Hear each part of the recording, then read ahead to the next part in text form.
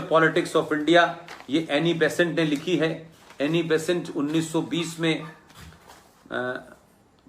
Indian national Congress की शायद अध्यक्ष रही हैं, जहां तक मेरा ख्याल है। और उसके बाद में उन्होंने जो किताब लिखी 1922 में, उस किताब का नाम है फ्यूचर पॉलिटिक्स ऑफ इंडिया। और वो अपनी किताब में ये बात कहती हैं कि जिस वक्त होम रूल की बात चल रही थी, उस वक्त अंग्रेज छोटी ताकतों से, दलितों से, पिछड़ों से, गरीबों से ये कहते थे कि आप होम रूल की डिमांड मत कीजिए, अगर होम रूल आ जाएगा तो ये ब्राह्मण आपके ऊपर राज करेगा। एनी बेसेंट में ये सच बात कहने की हिम्मत थी, उन्होंने ये सच बात कही है।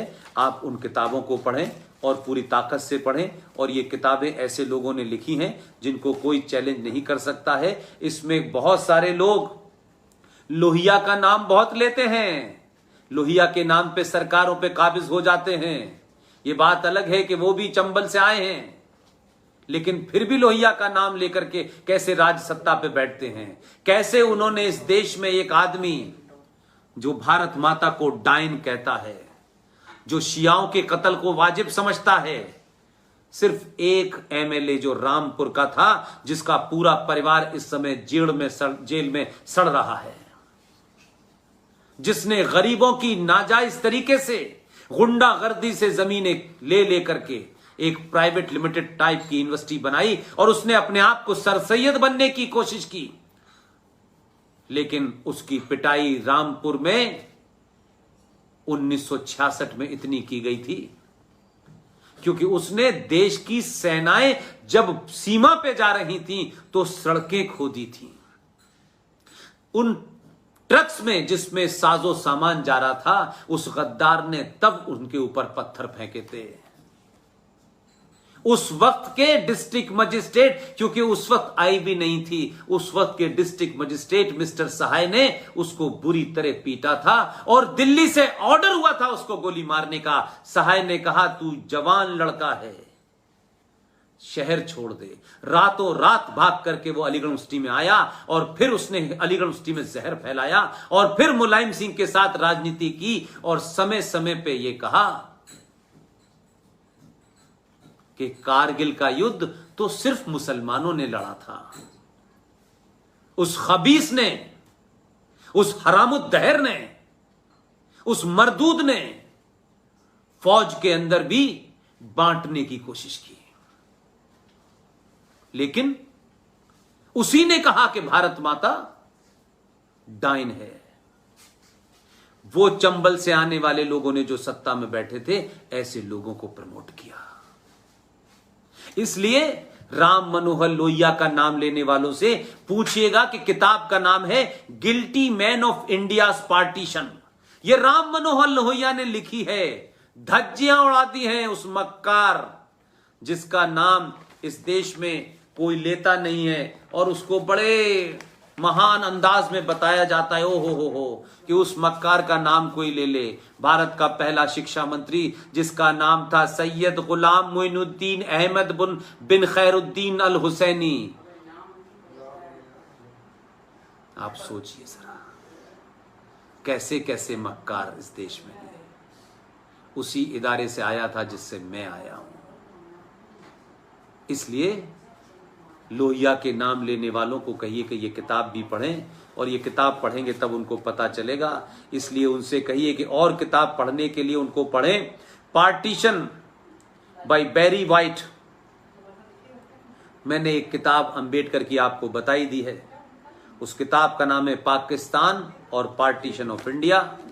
एक किताब और पढ़ें, इंडिया विंस फ्रीडम, लेटेस्ट किताब है। उसमें मक्कार मौलाना आजाद की पोल खुल गई है, उसने खुद खोली है। सच्चाई लिखने की हिम्मत नहीं थी जीते जी, मरने के बाद वो 30 पन्ने जोड़ दिए गए हैं। ये ओरिएंटल पब्लिकेशन की किताब है। 1988 में इसमें केस चला, सुप्रीम कोर्ट ने बचे हुए 30 पन्नों की परमिशन दे दी है। वो किताब मार्केट में कम मिलेगी क्योंकि कांग्रेसियों की पोल खोली है, इसलिए वो किताब मार्केट में नहीं है। एक किताब है at home in India, the restatement of Indian Muslim. ये सलमान खुर्शीद की किताब है। इसका पेज नंबर 144 पढ़ लीजिए, क्योंकि अब समय उतना नहीं बचा है कि मैं किस विस्तार में जाऊं। आप उसे पढ़ेंगे तो आपको अच्छी लगेगी। बोस और Gandhi who got India her freedom, ये हमारे बुजुर्ग साथी, हमारे टीम के हिस्से, हमारी इस मुहिम के हिस्से मेजर जनरल जीडी बख्शी साहब ने लिखी है। इसको जरूर पढ़ें, ये अच्छी किताब है। इसी तरीके से एक किताब है Muslim League attack on Sikhs and Hindu in Punjab by Gurbachan Singh, ये गुरबचन सिंह तालिब, ये किताब भी आप पढ़ें। इन किताबों को आप पढ़ेंगे तो आप जो कुछ मैंने कहा है वो आपको मिलेगी। इसी तरीके से हमारे दोस्त की किताब है, उस किताब का नाम है कला संगम। उस किताब को लिखा है अजय देशपांडे ने। नागपुर में रहते हैं, बेहतरीन इंसान हैं, उनको कला का बहुत शौक है। इसका दूसरा कालखंड लिख रहे हैं। इसी के अंदर चैप्टर 3 में पंडित ओंकार नाथ के साथ सरदार पटेल का जो तार भेजने और उसका जवाब है, इस किताब में उसका वर्णन है। ये किताब वैसे तो इधर आपको कम मिलेगी, लेकिन आप ऑर्डर करेंगे तो किताब मिल जाएगी। इसका नाम है कला संगम खंड 1, अजय देशपांडे, हिंदुस्तानी शास्त्रीय संगीत और हिंदी का सुनहरा ताना बाना, कालखंड 1920 से 1960 की लिखी है। इसके बाद के दूसरे कालखंड को वो लिखेंगे। इसी के अंदर वो पूरी वर्णन है कि कैसे 15 अगस्त को रात के वक्त वो जब भारत की आजादी की घोषणा हो रही थी मध्यरात्रि में, तब वो वंदे मातरम पढ़ा गया। मैं समझता हूं कि अमित भाई और मृत्युंजय सिंह साहब, आप दोनों ने मुझे ये मौका दिया जिसकी वजह से मैं अपनी बात कह पाया, और मुझे लगता है कि आपके इस मौके से शायद मैं अपनी बात कहने में कामयाब रहा होगा, और शायद आपके जो लोग भी मुझे सुन रहे हैं उन्होंने मुझे मेरी बातों को समझा होगा। सिकंदर रिजवी साहब, आप जहां भी हों, आपको बहुत बहुत शुक्रिया। आपने मुझे इतने अच्छे, इतने बेहतरीन लोगों से मिलवाया, उन युवाओं से मिलवाया, क्योंकि मैं अपनी बात युवाओं से कहना चाहता हूं, क्योंकि यही कल के भारत हैं, इन्हीं को तय करना है। इनको इस उम्र में अगर हमने सच्चाई नहीं बताई तो ये सच्चाई बता के हम एहसान नहीं कर रहे, बल्कि इस धरती से जाने से पहले अपने ज़मीर को सिर्फ इतना ही साफ करके जा रहे हैं कि हमें किसी ने नहीं बताया तो हम शिकायत करते करते जिंदगी नहीं निकालना चाहते थे। हम एक आम नागरिक, एक ईमानदार नागरिक के तौर पे सच बताने के लिए आपके सामने आए थे।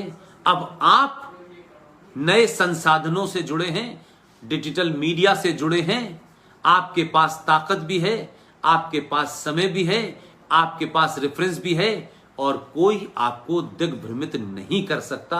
यही हमारी मॉरल ड्यूटी है, यही सिकंदर भाई कर रहे हैं, ये मैं ही कर रहा हूं, और वो तमाम सारे लोग जो देश भर में हैं, चाहे पूर्व डीजीपी विक्रम सिंह साहब हो, चाहे हमारे निखिल त्रिवेदी साहब हो, चाहे रेखा बर्णवाल हो, चाहे गुजरात के अंदर जगदीश भाई हो, ये सब काम कर रहे हैं। लेकिन इन सब कामों को सही तरीके से कैसे कोऑर्डिनेट किया जाए, कैसे इसको घर घर तक पहुंचा जाए, कैसे ये प्रोग्राम समय पे हो जाए, उन साहब का नाम है, जो अक्सर मुझसे बीच बीच में छूट जाते हैं। अगर वो न हो तो शायद मैं ये तमाम सारा इतना लंबा जो कार करता रहता हूं ये न हो। वो बनारस के हैं, LLM करके आए हैं, यंग हैं, और उनका नाम है ओम नरेश यादव, जो तमाम तरीके के सारे कोऑर्डिनेट करते हैं।